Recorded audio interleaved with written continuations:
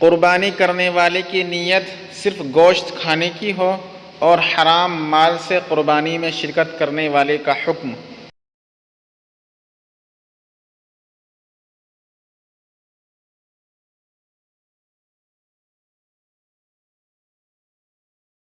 ناظرین السلام علیکم ورحمۃ اللہ وبرکاتہ۔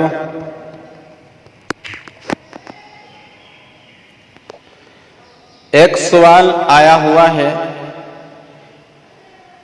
کیا اجتماعی قربانی میں کسی ایک جانور کے ایک حصے دار کی حرام کمائی تھی تو کیا اس جانور کے باقی 6 حصے داروں کی قربانی ہو جائے گی؟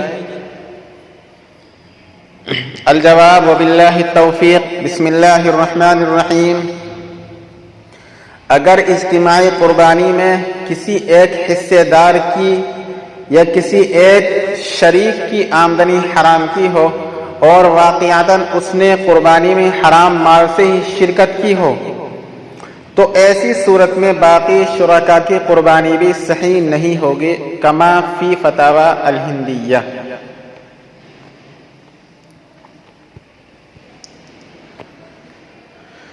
ایک اور دوسرا سوال یہ آیا ہوا ہے کہ اگر قربانی کرنے والے کی نیت صرف گوشت کی ہو، اللہ کو خوش کرنا اور اللہ کا قرب حاصل کرنے کی نہیں ہو، تو ایسے شخص کی قربانی کا کیا حکم ہے؟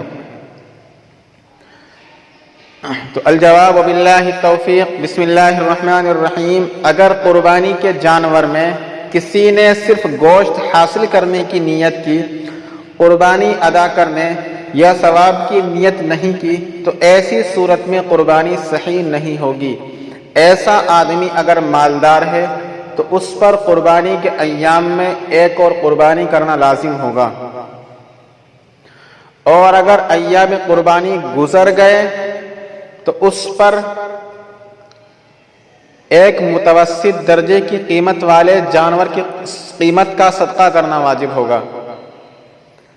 اور اگر ایسا شخص اگر مشترکہ قربانی میں حصہ لے لے، اگر بڑے جانور کے حصے میں اگر بڑے جانور میں شریک ہو جائے تو جان بوجھ کر ایسے آدمی کو بڑے جانور میں شریک کرنے کی صورت میں کسی بھی شریک کی قربانی صحیح نہیں ہوگی، کما فی فتاوی الشامی۔